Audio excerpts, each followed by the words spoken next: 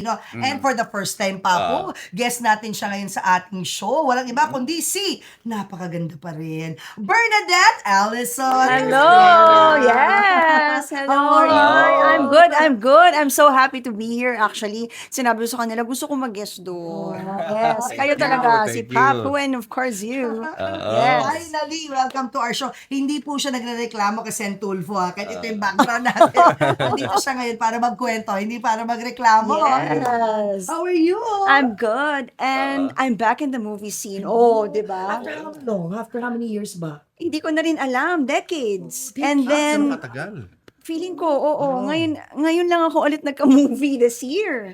Actually, sunod-sunod sila. But I'm promoting She Who Must Not Be Loved. She Who Must Not Be Loved. Tungkol saan to? It's a rom-com. So, sa dami ng ating mga problema ngayon, kailangan natin ng magaan, light, comedy. It's starring Seth Fedelin and Francine Diaz. So, it's a Franceth movie. This is their second movie pa lang. Kasi yung first nila, years ago, 2024, and this is their second full-length movie, and kasama ako doon, and si Bobby Andrews. The first movie, nag-guest sila sa atin, nag-promote. Oo, Yung exactly. dalawa. Yes. Yung Si Francet. Francet, yes. So, yun, Ang kami, role mo? of course, the mommy. Ako ang nanay ni Jay. The mommy of the character of Seth.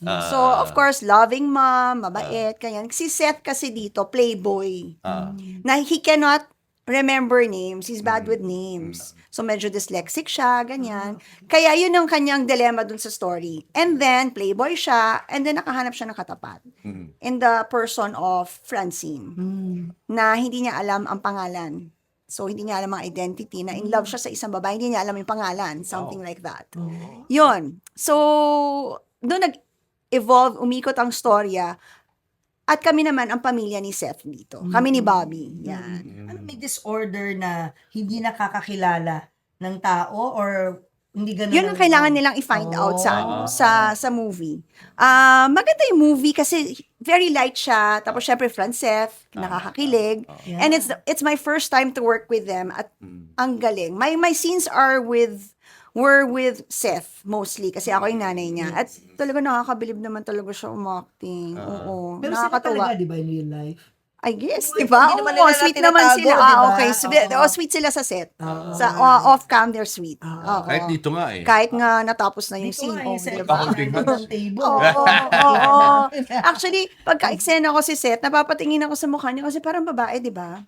Tapos wala siyang pores, ang ganda ng skin. Ang perfect. Napapatingin talaga ako, sabi ko. Tapos ang galing niya talagang, umarte. Kahit ilang take kami, yung aming dramatic scene, galing. Very, very professional. So what made you decide to go back sa movies? Well, I've always been there, here and there. Hindi na lang nga rin tayo ganun ka-busy nung dalaga. But I enjoy making teleseries, and then eto, naibigay sa akin tong movie na to. Na actually sunod-sunod siya, and it's all showing this year. Kaya nakakatuwa. Like, ilang movies to? Tatlo.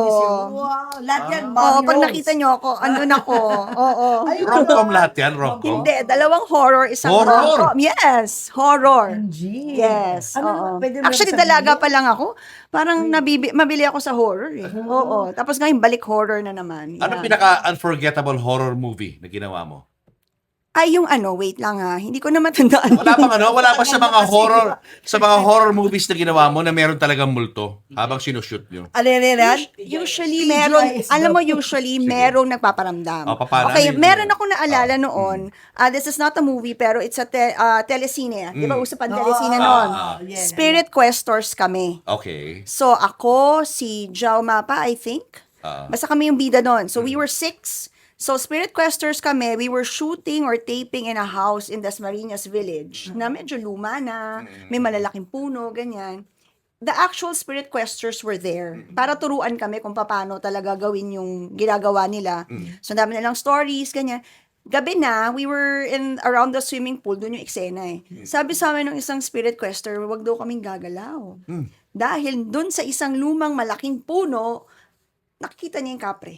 Oo, pero kayo Hindi namin nakikita. Oo. So sabi ko, nakaganyan na kami ni Jao. Sabi ko, no, son, nandun po, ma'am. Dun sa gana, tinuro niyang ganyan. Sabi ko, wag po. Pero hindi harmless po. Pero, kapre. Still, Wala ka naamoy? Wala naamoy? Na ano? Na Amoy amoy daw smoke? yun eh, Ganon? oo. May Siguro tabako meron. daw. This was Oo. what? 25, 30 years ago? I don't know. Pero medyo nakakakilabot yun. Nakakakilabot yun kasi talagang sinabi niya na nandun. Oo. Nandun Pero in lang. real life, ano yung mga horror experiences mo? Yung mga, alam mo, paramdam or... Hindi ako masyado maparamdam, pero ang naalala ko is nung namatay ang aking lolo, close ako doon my mom's dad, may binigay kasi siya, OFW siya, so sa Saudi, so may binigay siyang bracelet na always yun.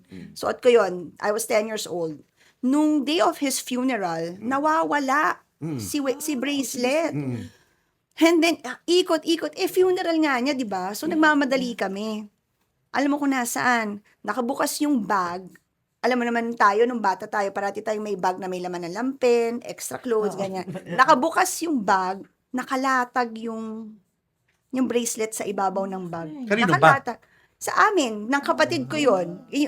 Dalawa lang naman kami ng brother ko. So, meron kaming bag na parating dala-dala ni mommy. Nandun naman pampalit namin for the day, parang ganun.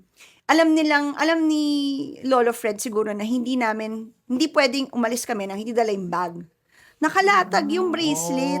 As in, nakaganon hindi magulo. Nakalatag siyang ganyan. Hello, hindi naman namin ginagawa yun. Wala namang gumagawang ilatag sa ibabaw ng bag. Tama. Grabe At yun. nakabukas yung zipper, ganyan. Oo. Yun. Pero hindi ako natakot kasi lolo ko yun. Lolo mo yun eh. Oo. Papa, ano pa yung tatanong mo? Hindi, kasi si Bernadette, ano yan? Crush ng bayan niya. Super! Di ba? Grabe! Saan ka show nagsimula? Anong title ng Okay, show? ang show, I was 18 years old, still in college, first year college, SST. Ayun.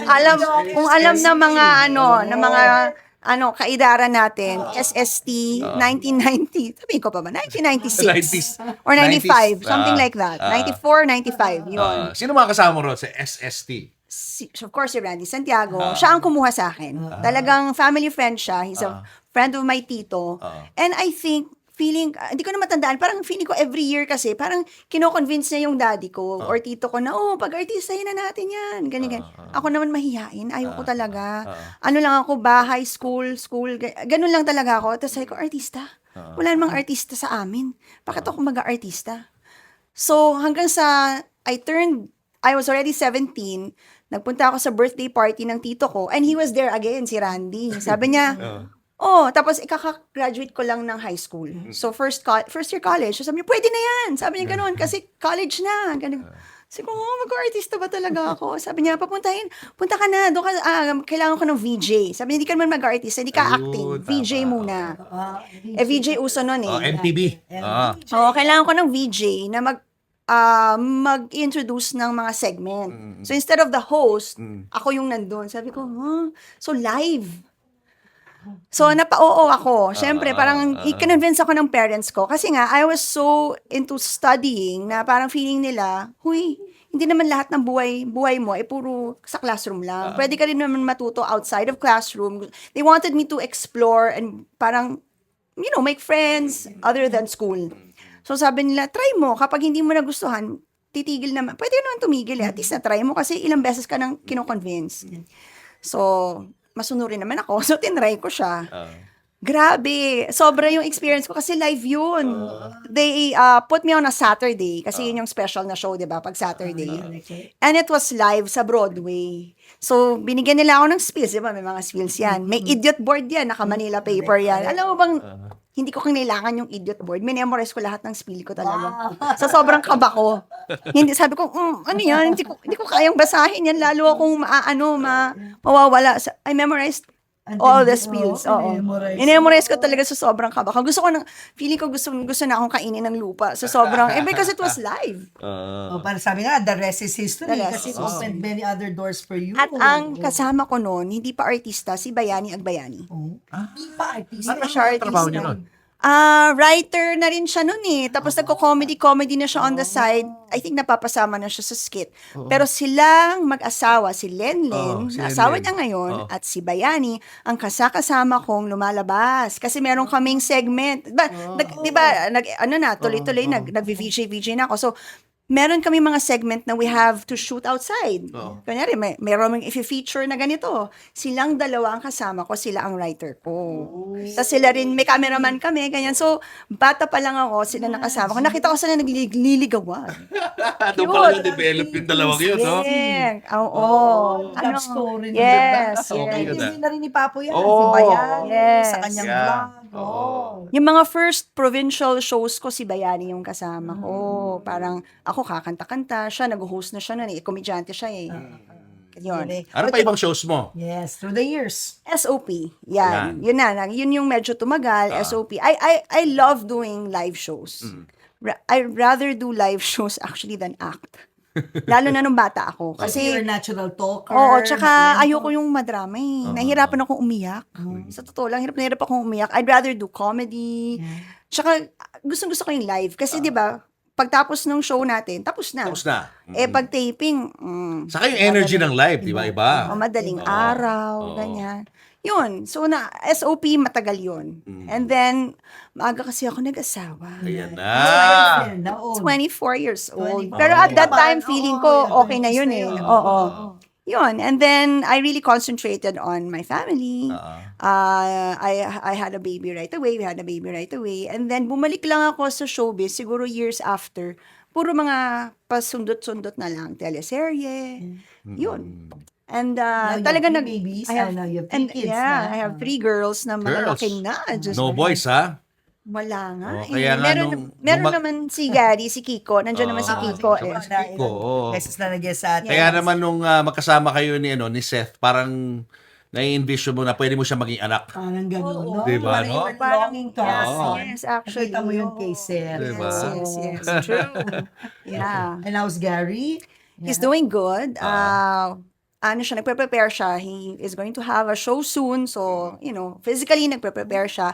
And of course, yun, madalas siyang nasa farm. Yan, yung farm na Madalas siyang yan. nasa Quezon. Na gusto naming puntahan. O, kamusta na ba ang farm? Ano ba ang mga plano mo para doon sa farm na yun? Actually, nagkakadiskusyonan pa kami mag-asawa kasi. Pero, of course, the farm, yung lugar na yan ni Gary has been there since, actually, nauna pa yan kaysa sa akin eh.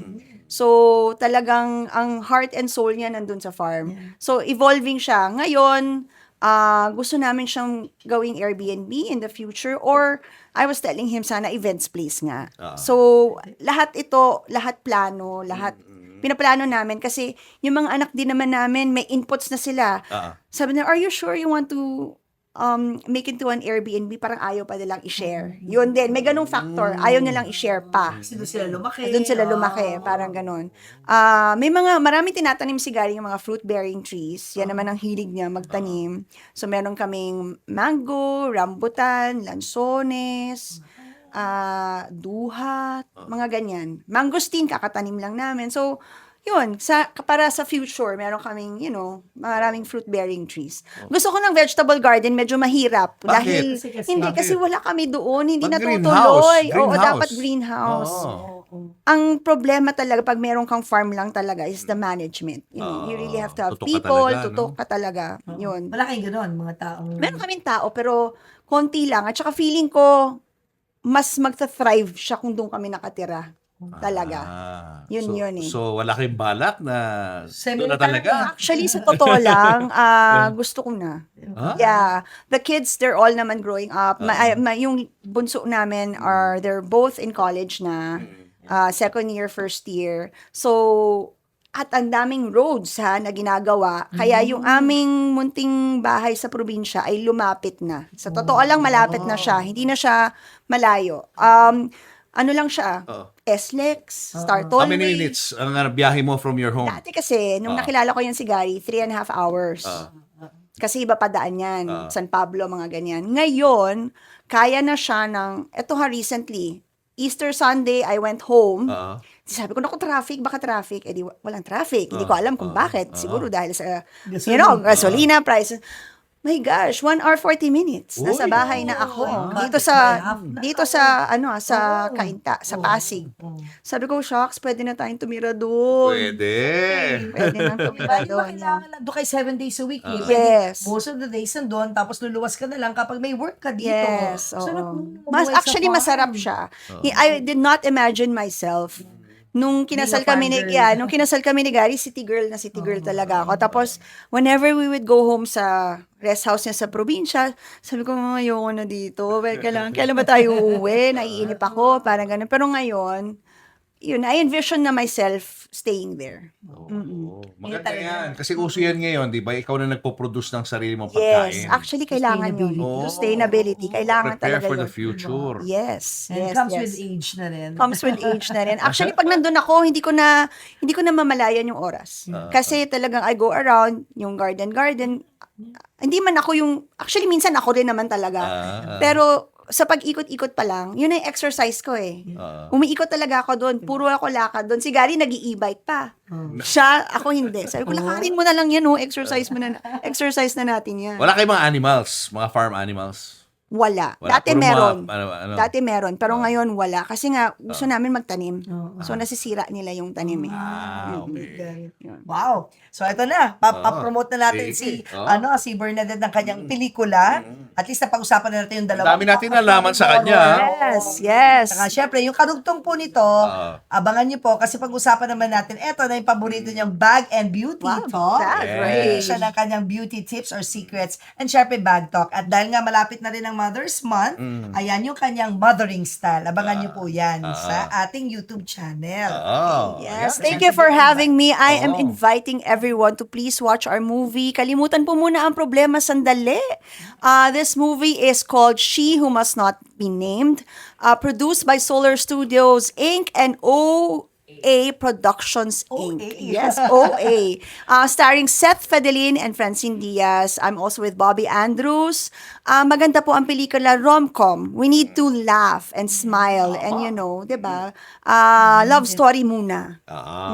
Yan. The most enduring And kind of story. yes, It's a love story. Of course, tangkilikin po natin ang pelikulang Pilipino. Yun ang parati kong sinasabi.